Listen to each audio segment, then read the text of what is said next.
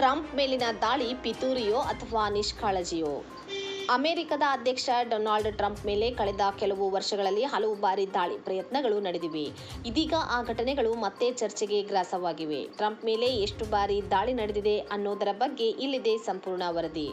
White House correspondence dinner April 25-26, 2026 Washington ಡಿಸಿಯ Washington Hilton ಹೋಟೆಲ್ನಲ್ಲಿ ನಡೆದ ವೈಟ್ ಹೌಸ್ ಕರೆಸ್ಪಾಂಡೆನ್ಸ್ ಡಿನ್ನರ್ ವೇಳೆ ಗುಂಡಿನ ದಾಳಿ ನಡೆದಿದೆ. ಟ್ರಂಪ್ ಅವರು ಭಾಷಣ ಮಾಡಲು ಸಿದ್ಧರಾಗುತ್ತಿದ್ದಾಗ ಸುಮಾರು 5ರಿಂದ 8 ಬಾರಿ ಗುಂಡಿನ ಸದ್ದು ಕೇಳಿಬಂದಿದೆ. ವಾಷಿಂಗ್ಟನ್ ಶ್ವೇತಭವನದಲ್ಲಿ ಪತ್ರಿಕಾಗೋಷ್ಠಿ ವೇಳೆ ಗುಂಡಿನ ದಾಳಿ ನಡೆಸಿದ್ದ ಆರೋಪಿಯ ಫೋಟೋವನ್ನು ಅಮೆರಿಕದ ಅಧ್ಯಕ್ಷ ಡೊನಾಲ್ಡ್ ಟ್ರಂಪ್ ಬಿಡುಗಡೆ ಮಾಡಿದ್ದಾರೆ. ನೂರಾರು ಅತಿಥಿಗಳು ಸೇರಿದ್ದ ಹೋಟೆಲ್ನ ಬಾಲ್ ರೂಮ್ನ ಹೊರಗಿನ ಸ್ಕ್ರೀನಿಂಗ್ ಪ್ರದೇಶದಲ್ಲಿ ಬಂದೂಕುಧಾರಿಯನ್ನು ಬಂಧಿಸಲಾಗಿದೆ. ಟ್ರಂಪ್ ಅವರನ್ನು ವೇದಿಕೆಯಿಂದ ಕೆಳಗಿಳಿಸಲಾಯಿತು. ಶ್ವೇತಭವನದ ವರದಿಗಾರರ ಭೋಜನ ಕೂಟದಿಂದ ಶಂಕಿತ ಶೂಟರ್ನ ಮೊದಲ ಚಿತ್ರ ಹೊರಬಂದಿದ್ದು, ವಾಷಿಂಗ್ಟನ್ ಹಿಲ್ಟನ್ನ ಮೆಟ್ಟಿಲುಗಳ ಬಳಿ ಕಾನೂನು ಜಾರಿ ಸಂಸ್ಥೆಗಳು ಆತನನ್ನು ಬಂಧಿಸಿರುವುದನ್ನು ತೋರಿಸುತ್ತದೆ.